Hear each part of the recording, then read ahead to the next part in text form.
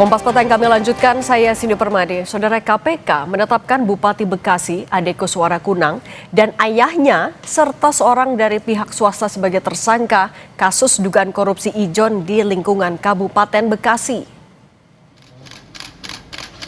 Penetapan tersangka dilakukan setelah KPK memeriksa ketiganya secara intensif. Pelaksana tugas Deputi Penindakan dan Eksekusi KPK, Asep Guntur Rahayu bilang, pengusutan kasus korupsi yang menjerat Bupati Ade Kuswara bermula dari aduan masyarakat. Dalam kasus ini, KPK menangkap 10 orang, termasuk Bupati Ade Kuswara dan ayahnya yang merupakan kepala desa.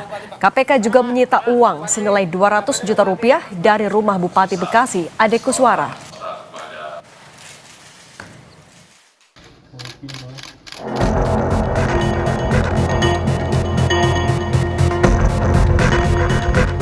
Diberikan oleh SRJ kepada ADK bersama-sama HMK mencapai 9,5 miliar.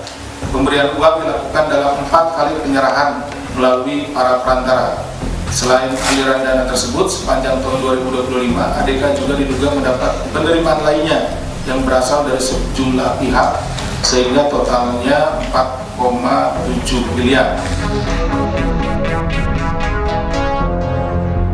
Komisi Pemberantasan Korupsi menyegel rumah dinas Kepala Kejaksaan Negeri Kabupaten Bekasi Edi Sumarman di Jalan Ganesa Boulevard Klaster Pasadena di Desa Hegar Mukti, Kecamatan Cikarang Pusat, Kabupaten Bekasi. Penyegelan diduga terkait operasi tangkap tangan Bupati Bekasi Ade Kuswara Kunang.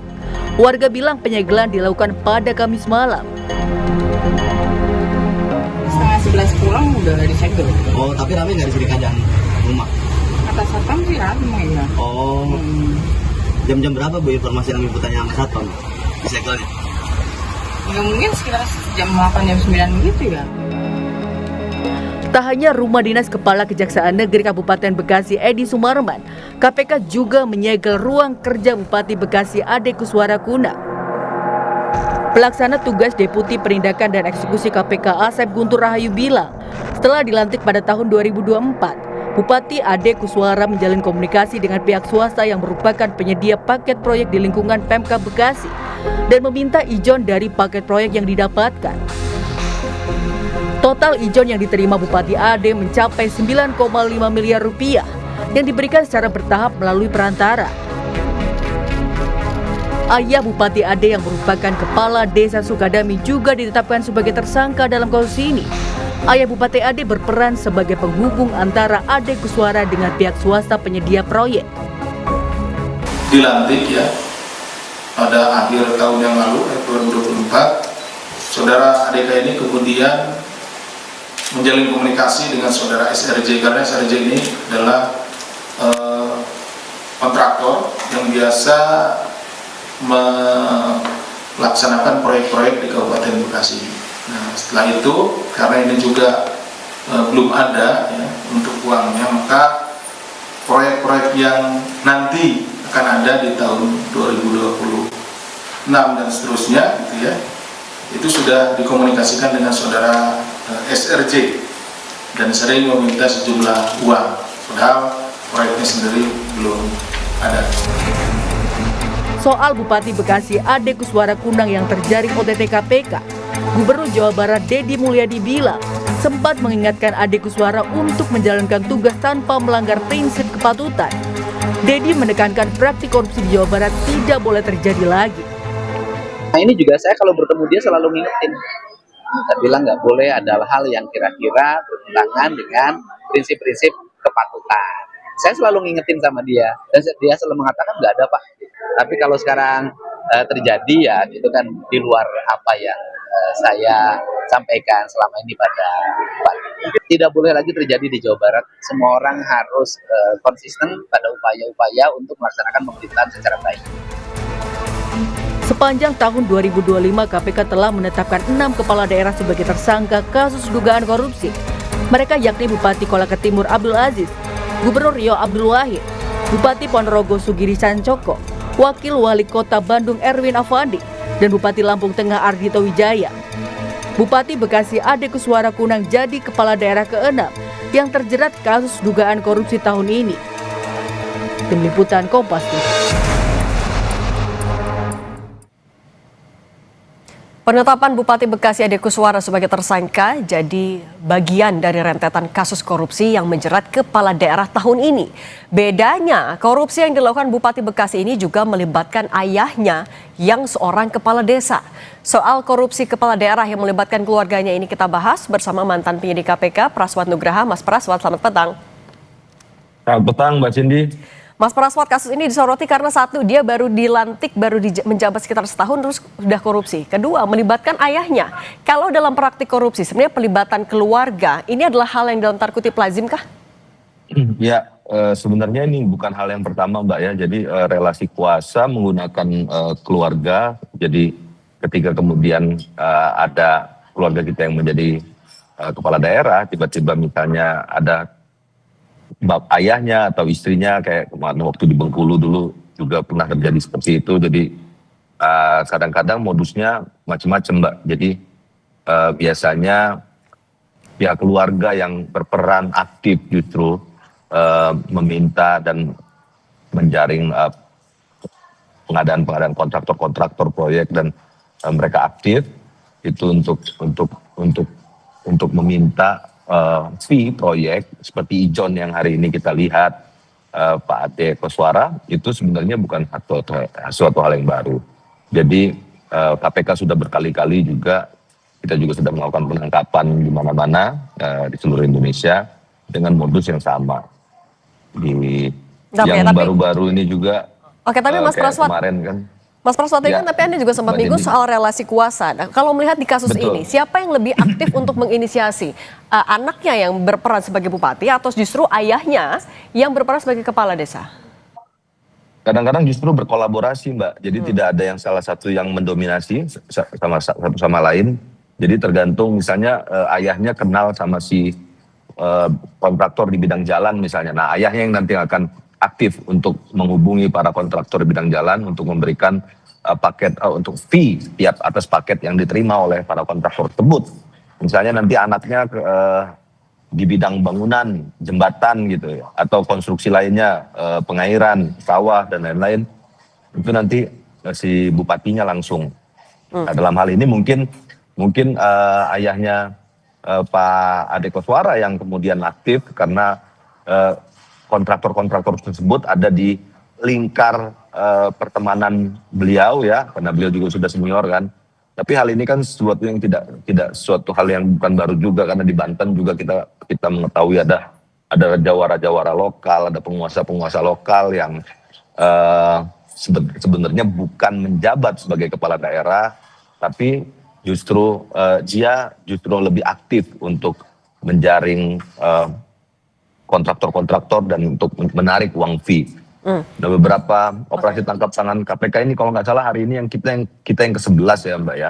Jadi modus-modus selalu mereka menggunakan tangan orang lain. Jadi kalau misalnya bupati biasanya itu, Mbak, modusnya tidak langsung meminta dari si bupatinya, tapi melalui kakaknya kah, adiknya kah, istrinya kah, atau ayahnya. Nah, kalau gitu Mas Praswat, pelibatan keluarga ini kenapa kerap digunakan? Apakah karena ada unsur kepercayaan di sana, lebih mudah di sana, atau ada faktor apa sih sebenarnya?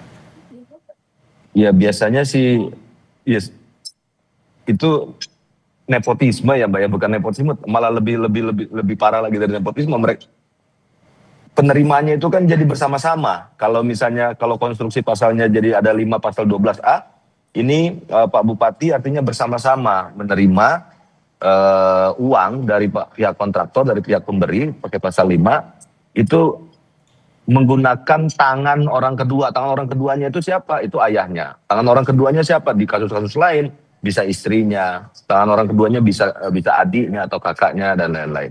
Nah, ini konstruksi pasal yang umum, biasanya tidak pernah langsung ya, Mbak ya.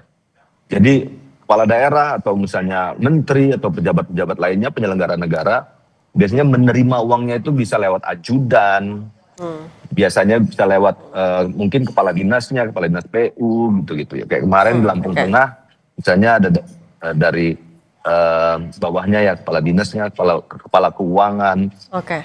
Jadi modus-modus yang seperti ini itu memang sudah umum terjadi. Udah biasa ya. Nah, Mas Praswat, tapi juga kalau melihat ini kan pelaku baru sekitar setahun menjabat.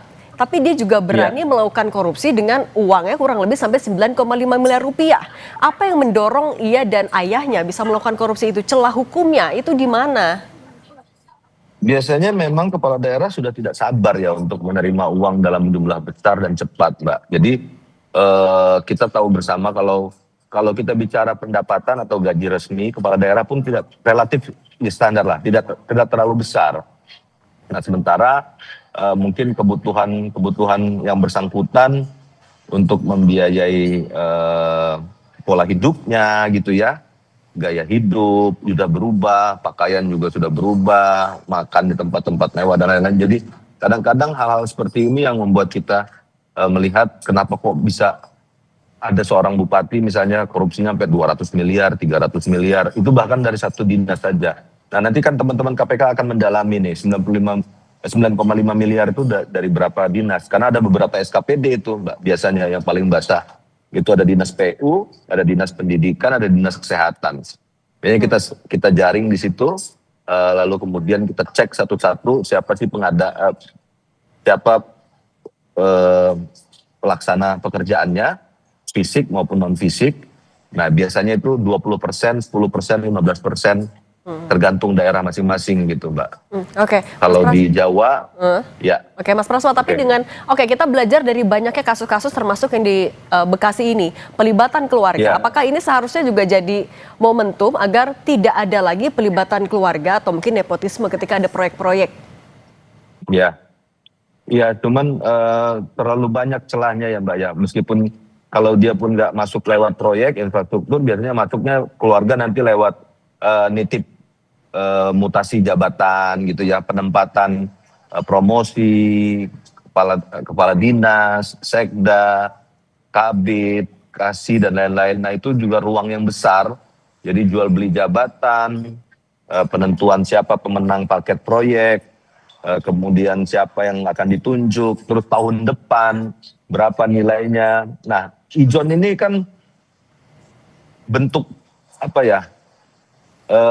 Natural insting yang terlalu rakus menurut saya Mbak.